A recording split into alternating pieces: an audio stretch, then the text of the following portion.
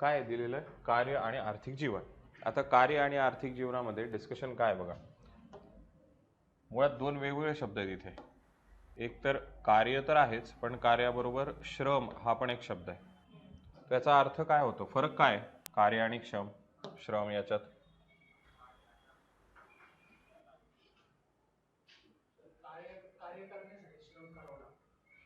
अच्छा, कार्य करण्यासाठी श्रम करावं लागेल सर.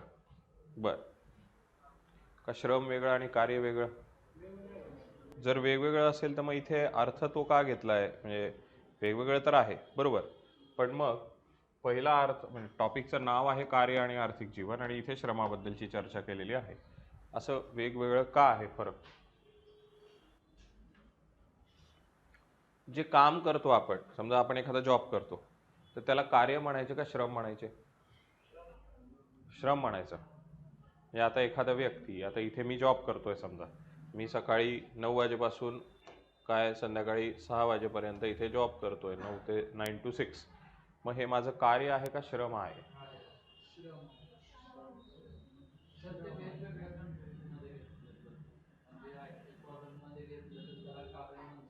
कशात?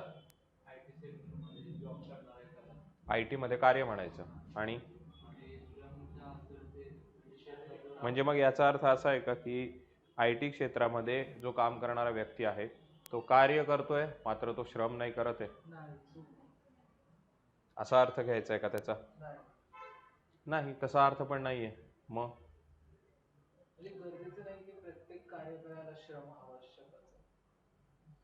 मग जर श्रम आवश्यक नाही तर ते कार्य काही कामाचं काय? म्हणजे मी आता ऑफिसला जातोय, ऑफिसला बसून राहतोय दिवसभर, ओके, मी काहीच काम करत नाहीये, मग मी कार्य तर केलंय मात्र श्रम केलेले नाहीये, असं म्हणायचं का? मग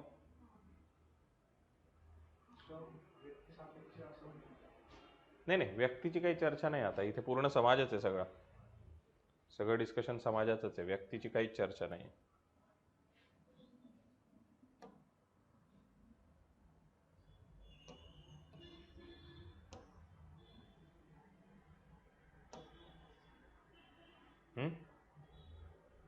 काय करायचं?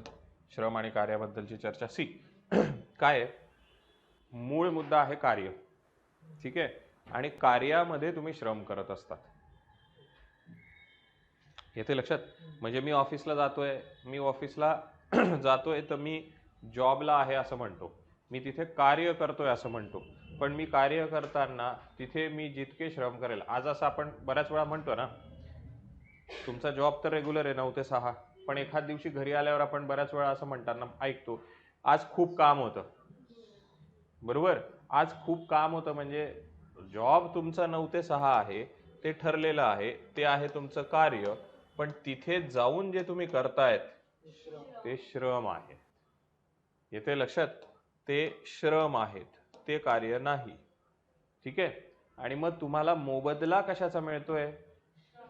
कार्य करण्याचा नाही मिळते, तर श्रमाचा मोबदला मिळत आहे तुम्हाला, हे लक्षात घेतलं पाहिजे, बरोबर. तुम्ही तिथे आहेत म्हणून तुम्हाला पगार मिळतोय का? 9 ते 6, 9ला डॉट तुम्ही जातायत, इतर लोक 9ला येत नाहीये पण तुम्ही 9ला पोहोचतायत म्हणून तुम्हाला पगार मिळतोय का? नाही. तुम्ही काम काय केलेलं आहे, श्रम काय केलेलं आहे, त्याच्यावरून तुम्हाला पगार मिळतोय, येते लक्षात. तो हा बेसिक डिफरन्स आहे कार्य आणि श्रम, वर्क आणि लेबर याच्यात.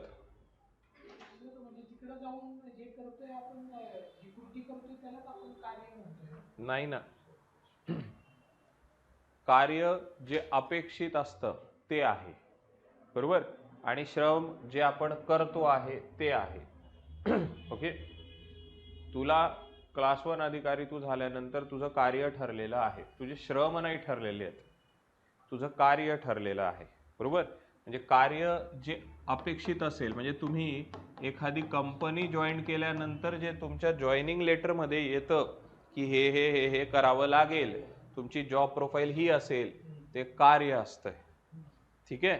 पण जॉब प्रोफाईल नुसार सगळ्या गोष्टी तुम्ही करतात का? बऱ्याच वेळा नाही करत, काही काही लोक नाही करत, काही काही लोक त्याच्यापेक्षा जास्त करतात, मग त्याला श्रम म्हणतात, बरोबर, मेहनत, एफर्ट्स, बरोबर का? आता तुम्ही जेव्हा एखाद्याला, तर तुमच्याचं उदाहरण, तुम्ही एखाद्याला गावाकडे सांगतायत, कोणी विचारलं तुम्हाला काय करतोय, बरोबर, तर काय करतोय त्याचं उत्तर तुमचं श्रमात नाही सांगणार, तुम्ही कार्यात सांगणार. मी स्पर्धा परीक्षेचा अभ्यास करत आहे. तो मी स्पर्धा परीक्षेचा अभ्यास करत आहे हे कार्य आहे, बरोबर.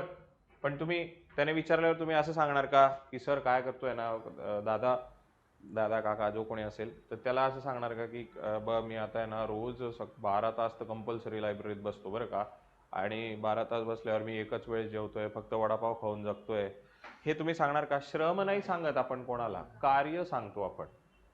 येते लक्षात? बरोबर. तो हे डिस्कशन आहे की कार्य आणि श्रम याच्यातला फरक. मोबदला तुम्हाला श्रमाचा मिळतो, कार्याचा नाही मिळत, हे लक्षात घ्या. आयडियल केस तीच आहे, बरोबर. मग आता ह्या युनिटमध्ये आपल्याला हा बेसिक डिफरन्स समजल्यानंतर ह्या युनिटमध्ये आपल्याला काय काय बघायचं आहे, तर ह्या युनिटमध्ये आपल्याला विविध प्रकारच्या समाजातील कार्याचे सामाजिक संघटन बघायचे आहे. उगाचच कन्फ्यूज करण्यासाठी शब्द दिलाय कार्याचं सामाजिक संघटन. म्हणजे काय करायचं आहे आपल्याला? सिलेबस आहे ना तुमच्याकडे, सिलेबस कॉपी. हां, तो कार्याचं सामाजिक संघटन करायचं आहे म्हणजे काय करायचं आहे नक्की? तो फक्त वेगवेगळ्या समाजामध्ये कार्याची व्याख्या काय होती ती बघायची आणि त्याच्याबद्दलची चर्चा करायची, बरोबर. म्हणजे इथे त्यांनी उदाहरणं दिले, गुलामगिरीचा समाज, सरंजामशाही समाज, औद्योगिक भांडवलशाही समाज. या 3 प्रकारच्या समाजांमध्ये कार्याचं संघटन म्हणजे कार्याचं स्वरूप काय होतं, बरोबर. कार्याचं स्वरूप म्हणजेच कार्याचं सामाजिक संघटन. म्हणजे काय? उदाहरण घेऊ. हे आपण ऑलरेडी बघितलंय. कुठे बघितलं? कार्ल मार्क्स मध्ये बघितलं, बरोबर. आता जेव्हा युनिटचं नावच कार्य आणि आर्थिक जीवन आहे, तिथे इथे सगळ्यात महत्वाचा आपला डिस्कशनचा आपला मित्र आहे कार्ल मार्क्स. प्रत्येक ठिकाणी त्याचं चर्चा होणार, राईट. युनिट 6 त्याला डेडिकेट करू आपण कार्ल मार्क्सला, ओके, राईट. कारण कार्य आणि आर्थिक जीवनाचे डिस्कशन आहे, तुम्ही कार्ल मार्क्सची चर्चा केली नाही, ऐसा होने नहीं वाला, बरोबर.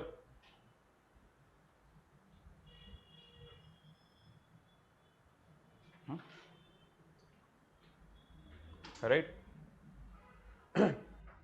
तो त्याच्यामुळे मग आता हे आपण बघितलं नाही का की गुलामगिरीच्या समाजात, हे 2 मिनिटं सोडून द्या, गुलामगिरीच्या समाजात काय होते, कोणते न संबंध होते, कसे संबंध होते?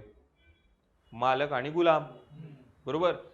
आता मालक आणि गुलाम हे आपण कार्ल मार्क्सच्या याच्यात त्यांचे संबंध बघितले, काय? एमओपी, उत्पादनाच्या पद्धती म्हणून ते बघितलं, बरोबर. गुलाम आणि मालक. सरंजामशाही समाजात कोण होतं? जमीनदार आणि भूदास, बरोबर. हे परत उत्पादनाच्या पद्धती बघितल्या आपण, बरोबर.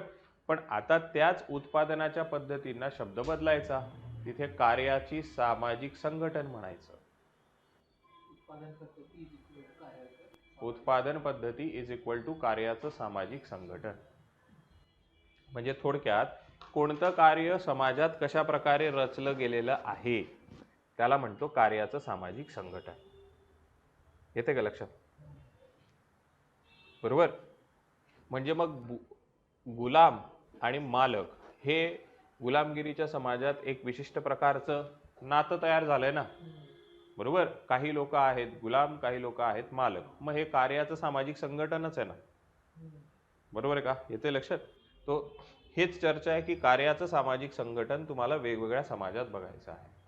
मग आता ह्या 3 समाजाचं ऑलरेडी आपण डिस्कशन केलेलं आहे की गुलामगिरीच्या समाजात एकतर गुलाम आणि मालक, सरंजाम समाजात भूदास आणि सरंजाम किंवा जमीनदार, आणि औद्योगिक भांडवलशाही समाजात कोण? भांडवलदार आणि कामगार. हे ऑलरेडी आपण बघून झालेलं आहे आपलं कार्ल मार्क्स मध्ये, बरोबर. हे डिस्कशन आहे. पण इथे आपल्याला फक्त भांडवलशाही समाजापुरतं मर्यादित राहायचं नाहीये. सिलेबस मध्ये तुम्हाला भांडवलशाही समाजाबद्दल विचारलेलं किंवा दिलेलं आहे, पण थोडं सिलेबसच्या पुढे जायचं आहे आपल्याला. आपल्याला औद्योगिकोत्तर समाज पण बघायचा आहे, बरोबर. औद्योगिक समाज म्हणजे इंडस्ट्रियल सोसायटी. इंडस्ट्रियल सोसायटी नंतर आपल्याला पोस्ट इंडस्ट्रियल सोसायटी पण बघायची की तिथे पण कार्याचं संघटन कसं होत आहे. पोस्ट इंडस्ट्रियल सोसायटी म्हणजे कोणती सोसायटी? आजची सोसायटी, आजचा समाज, येथे लक्षात. औद्योगिकोत्तर समाज, त्याच्याबद्दल पण चर्चा करायची. मग औद्योगिक भांडवलशाही समाजामध्ये आपण दोन वेगवेगळे डिस्कशन करू, टेलरिझम, फोर्डिझम आणि पोस्ट फोर्डिझम.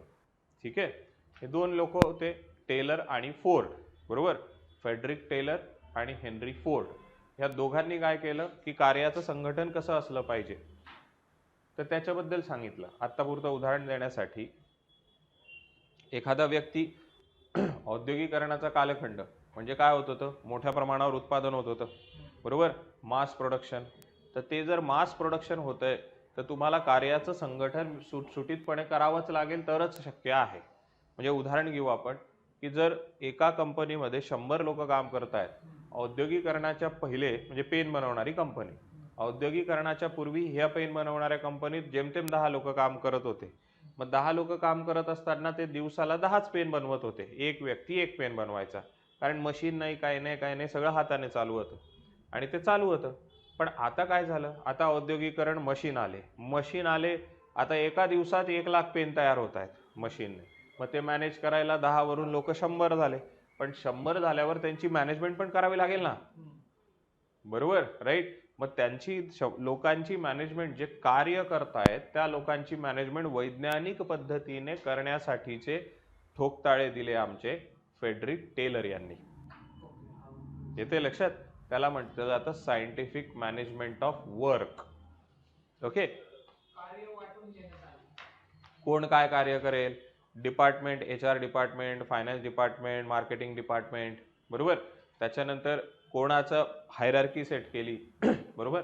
त्याच्यानंतर मधली सुट्टी असली पाहिजे, बरोबर, ब्रेक असला पाहिजे अर्ध्या तासाचा मध्ये जेवणाचा. त्याच्यानंतर संध्याकाळी जर शिफ्ट असेल, शिफ्टमध्ये काम करता आलं पाहिजे, बरोबर.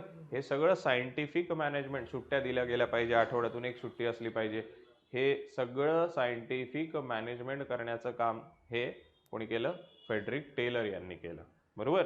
म्हणून मग कार्याचं सामाजिक जे संघटन आहे त्याच्यात फेडरिक टेलर यांची महत्वाची भूमिका आहे औद्योगिकरणाच्या कालखंडात.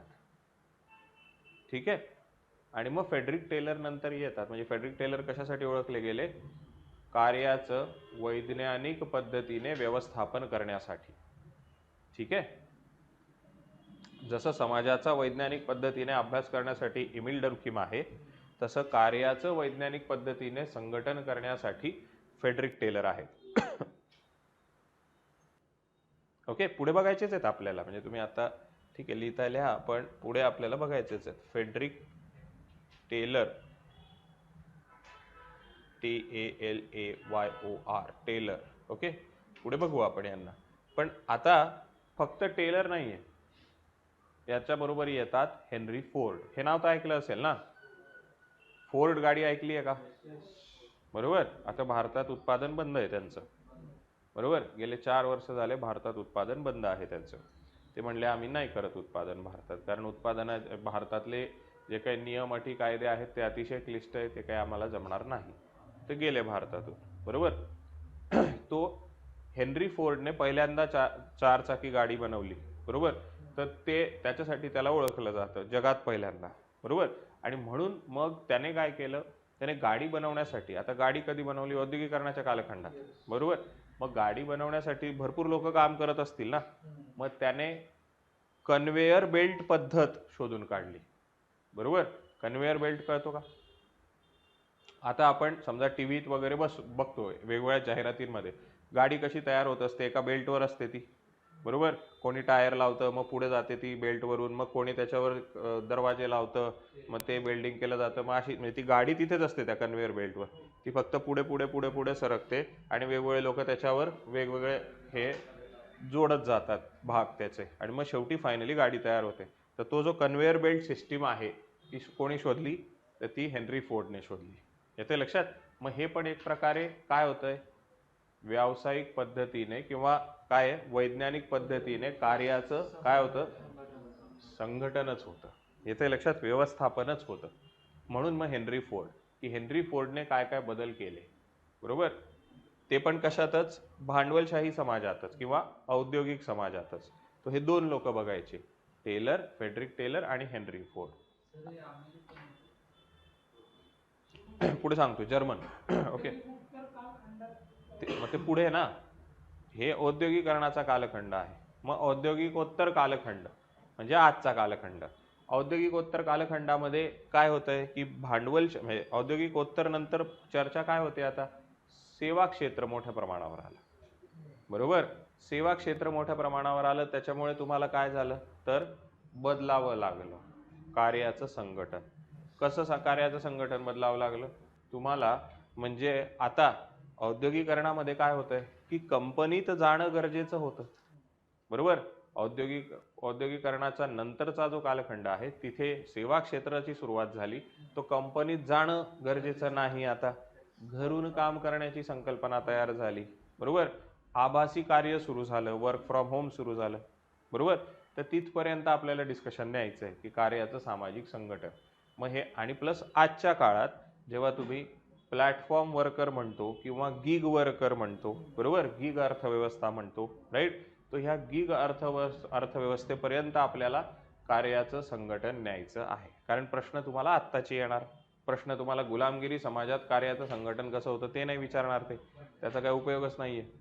ठीक आहे, आत्ताचे प्रश्न येणार. म्हणून जरी सिलेबसमध्ये तुम्हाला इथपर्यंतच दिलेलं असलं औद्योगिक भांडवलशाही समाजात कार्याचं संघटन कसं होतं, तरी पुढचं डिस्कशन आपल्याला डिटेल अजून करायचं आहे. ठीक आहे, औद्योगिकोत्तर समाजाचं. ठीक आहे, हे झालं सर. मग याच्यानंतर अजून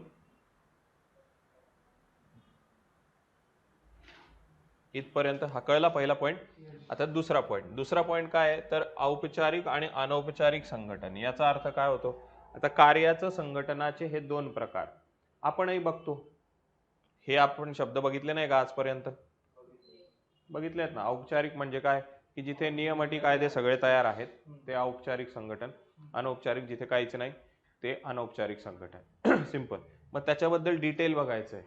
ओके, आणि तिसरं म्हणजे काय आहे, श्रम आणि समाज. म्हणजे म्हणून बघा इथे श्रम दिलेला आहे शब्द, इथे त्यांनी कार्य नाही घेतलेला आहे. श्रमचा अर्थ काय होतो म्हणजे समाज कशावरून घडतो किंवा समाजाचा परिणाम कार्यावर नाही होत, समाजाचा परिणाम श्रमावर होत असतो. बरोबर की नाही. म्हणजे आता आम्ही 100 लोक काम करतो एका कंपनीमध्ये, बरोबर, राईट. मग 100 लोकांमध्ये 50 लोक आळशी आहेत. 50 लोकांनी सांगितलं की अरे बाबा काय काम, कशाला काम करतो एवढं, इतकं मन लावून काम करायची काय गरज आहे, पगार मिळतोय ना तुला रेग्युलर, तुझा पगार तर वाढवूनही देत नाहीये, इतक्या वर्षापासून काम करतोय वगैरे वगैरे. म्हणजे मला काय केलं, समाजाने प्रभावित केलं. येते लक्षात. मग समाजाने जर मला प्रभावित केलंय तर माझ्या श्रमावर त्याचा परिणाम झालेला आहे, माझ्या कार्यावर नाही झालाय. बरोबर, मी कामाला तर रोज येतोय, कामाला येणं नाही बंद करत आहे, पण मी काम काय करतोय, श्रम कमी करायला लागलोय. समजतंय का. तो समाजाचा परिणाम कार्यावर न होता तो श्रमावर होत असतो. तसाच उलट सुद्धा की श्रमाचा परिणाम समाजावर होत असतो. म्हणून श्रम आणि समाज याच्यामध्ये आपल्याला दोघं डिस्कस करायचं आहे की श्रमाचा परिणाम समाजावर काय होतोय, समाजाचा परिणाम श्रमावर काय होतोय. येते लक्षात. सांगितलं ना, औपचारिक म्हणजे आता मी तुम्हाला मागेही बोललो होतो ना, ज्याचं आता एखाद्या कंपनीत एखादा व्यक्ती काम करतोय तर त्या कंपनीत काम करण्याला महिन्याचा पगार त्याचा ठरलेला आहे. बरोबर, त्याला आठवड्याची एक सुट्टी आहे. बरोबर, वर्षाच्या काही कॅज्युअल लीव्ह आहेत, त्याला सुट्ट्या दिलेल्या आहेत. बरोबर, त्याचा PF कट होतो, त्याचं मेडिक्लेम आहे. हे सगळं काय झालं, औपचारिक क्षेत्रातलं झालं. आणि अनौपचारिक म्हणजे काय, याच्यापैकी काहीच नाहीये. ठीक आहे, ऑफिशियल अनऑफिशियल हे बोलण्यापुरतं किंवा समजण्यापुरता म्हणू शकतो, पण फॉर्मल इनफॉर्मल डिस्कशन आहे. ठीक आहे, फॉर्मल आणि इनफॉर्मल. याचा स्कोप काय आहे की तुम्ही पहिल्या पॉईंटमध्ये काय डिस्कस केलं की ह्या कार्याचं संघटन कसं बदलत गेलेलं आहे काळानुरूप, हे डिस्कस केलं. इथे कार्याच्या संघटनाचे दोन प्रकार, औपचारिक आणि अनौपचारिक, हे डिस्कशन. ठीक आहे, हे प्रकार आहेत, मी तेच तर म्हटलं ना, हे प्रकार आहेत दोन कार्याच्या संघटनाचे, औपचारिक आणि अनौपचारिक. आणि हे तिसरं श्रम आणि समाज. हे दोन पॉईंट खूप छोटे आहेत, म्हणजे याच्यात फार डिस्कशन नाहीच आहे. पहिल्या पॉईंटमध्ये थोडंसं डिस्कशन आहे. ठीक आहे, त्याच्यामुळे हे युनिट आपलं बऱ्यापैकी लवकर कव्हर होऊन जाईल. ठीक आहे, याच्यात फार चर्चा करायची गरज नाही आहे. जर प्रश्न तुम्ही बघितले, आणि काल मार्क्सला लक्षात ठेवा, प्रश्न पुढे गेल्यावर बघूयात. ओके, ठीक आहे.